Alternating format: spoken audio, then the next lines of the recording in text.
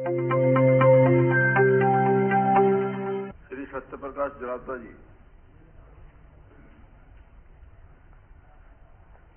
धन्यवाद माननीय स्पीकर महोदय, आपने मुझे इस बेहतरीन बजट के लिए बोलने का अवसर दिया। माननीय स्पीकर महोदय, ये बजट एक तरफ जहां कल्याणकारी है, वहीं दूसरी तरफ पूरे विकास का खाका, पूरे इंफ्रास्ट्रक्चर के डेवलपमेंट के ऊपर, पूरे नौजवानों के रोजगार के लिए, उनके प्रशिक्षण के लिए आधारित है। इस बजट के माध्यम से सरकार ने, माननीय मुख्यमंत्री और जो प्रदेश के वित्त मंत्री हैं, उनके नेतृत्व में जो 8 साल में आमूलचूल परिवर्तन किए हैं, आज पूरे देश के अंदर हर व्यक्ति, हर छात्र के माँ बाप ये खुलकर कहते हैं कि किसी पॉलिटिशियन के पास नौकरी के लिए जाने की जरूरत नहीं, कोचिंग करो और नौकरी लो। अब भाई भतीजावाद जड़ से खत्म है, भ्रष्टाचार जड़ से खत्म है। अगर कोई भी एक व्यक्ति आज प्रदेश के अंदर ये दावा नहीं कर सकता कि मैं फला व्यक्ति को नौकरी लगा दूंगा, ये माननीय मनोहर लाल जी की देन है, जिन्होंने 8 साल के अंदर एक सिस्टम बनाकर, एक पारदर्शी व्यवस्था लाकर एक आमूलचूल परिवर्तन किया है। और आज ये पूरे देश के अंदर एक ऐसा पहला राज्य है जिसकी आधी आबादी को चिरायु योजना के अंतर्गत उनके स्वास्थ्य का ध्यान रखा गया है। माननीय स्पीकर महोदय, चाहे गांव के अंदर लाल डोरे के स्वामित्व की बात आई हो, और चाहे नौजवानों के कोचिंग की, अगर मैं पर्टिकुलर नौजवानों के लिए बात करूं तो इस बजट के अंदर 10,000 करोड़ रुपए सिर्फ मेडिकल कॉलेज के लिए, जिसे 1350 के लगभग अलग डॉक्टर हमारे तैयार होंगे। माननीय स्पीकर महोदय, अगर कोचिंग की बात की जाए तो जिन गरीब परिवारों को कोचिंग के लिए पैसे देने की व्यवस्था नहीं है, सरकार ने निःशुल्क कोचिंग की व्यवस्था की है।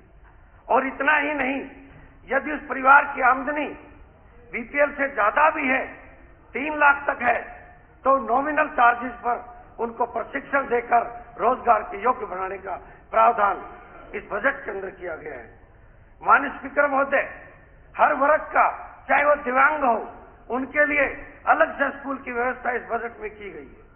हमारे प्ले स्कूल, जिनको एक किस्म से एक नेग्लेक्ट थे, 4000 आंगनवाड़ी केंद्रों को बेहतरीन प्ले स्कूल बनाने के लिए इस बजट के अंदर प्रावधान किया गया है। 2 लाख युवाओं को, माननीय स्पीकर महोदय, 2 लाख युवाओं को कौशल विकास केंद्र के माध्यम से प्रशिक्षण करके देश ही नहीं विदेश के अंदर फॉरेन लैंग्वेज का प्रशिक्षण देकर बाहर भेजने और देश में रोजगार दिलाने के लिए दृढ़ संकल्प इस बजट के अंदर लिया गया है।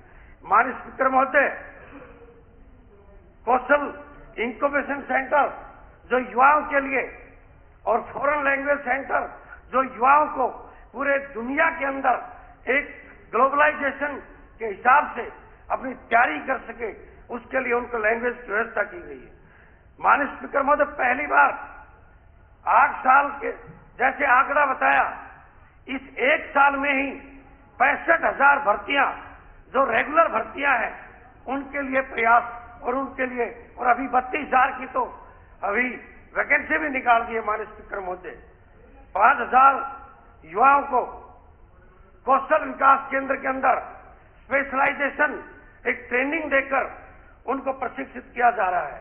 नर्सिंग कॉलेज खोलकर ये मेरा पूरा का पूरा जो एक छोटा सा हिस्सा है जो बेरोजगार शिक्षा और युवाओं के लिए है, पूरा किसान के लिए हमारे बड़े भाई आदरणीय विधायक जी ने जैसे बताया, जब बात आ रही है डाटा की कि प्रदेश के अंदर इतने लाख करोड़ बजट हो गया, जब परिवार की आमदनी बढ़ेगी और जब इंफ्रास्ट्रक्चर डेवलपमेंट होगा, जब कल्याणकारी योजनाएं आएगी, तो निश्चित तौर पर कैपिटा इनकम जब 8 साल में डबल को क्रॉस होगी, तो निश्चित तौर पर हमारे इस बजट की सीमा जो हम 33% तक ले सकते थे, उसके अंदर अभी मात्र 25.78% है।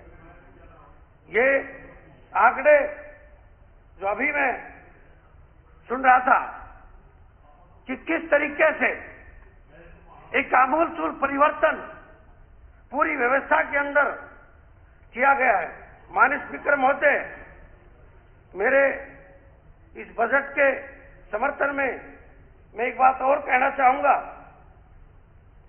कि जब एक समय था कि सरकारी पैसे को अपना पैसा समझकर हजम किया जाता था, हम नहीं कहते, उस समय किसी प्रधानमंत्री ने कहा था, और आज सरकारी पैसा 100 का 100% जितना भी ऊपर से चलता है सीधा उस गरीब के खाते में जाता है। माननीय स्पीकर महोदय, मेरे इलाके की बहुत काम माननीय मुख्यमंत्री जी ने किए, लेकिन एक दो छोटे मोटे जो काम रह गए हैं, एक नो लिटिगेशन पॉलिसी हमारे कासड़ के किसानों के लिए पिछले बजट सेशन में माननीय मुख्यमंत्री जी ने घोषणा की थी।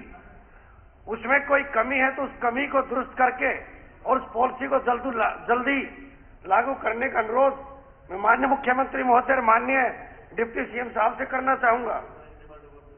मेरे क्षेत्र के अंदर एक ग्लोबल सिटी के पास एक ग्लोबल बस स्टैंड और केएमपी के पास एक बेहतरीन बस स्टैंड आरआरपीएस और ऑर्बिटल देने के लिए मैं माननीय मुख्यमंत्री जी का आभार व्यक्त करना चाहूंगा। माननीय स्पीकर महोदय, मैं एक अनुरोध आपसे भी है कि पिछले दिनों इसी सेशन के अंदर हमारे एक माननीय विधायक जी ने एक ऐसे शब्द का प्रयोग किया जिस पर मुझे आपत्ति थी, और मैंने उस शब्द के विरोध के लिए जब कहा तो मुझे बोलने नहीं दिया गया कि हम प्याज के छिलके की तरह काट देंगे।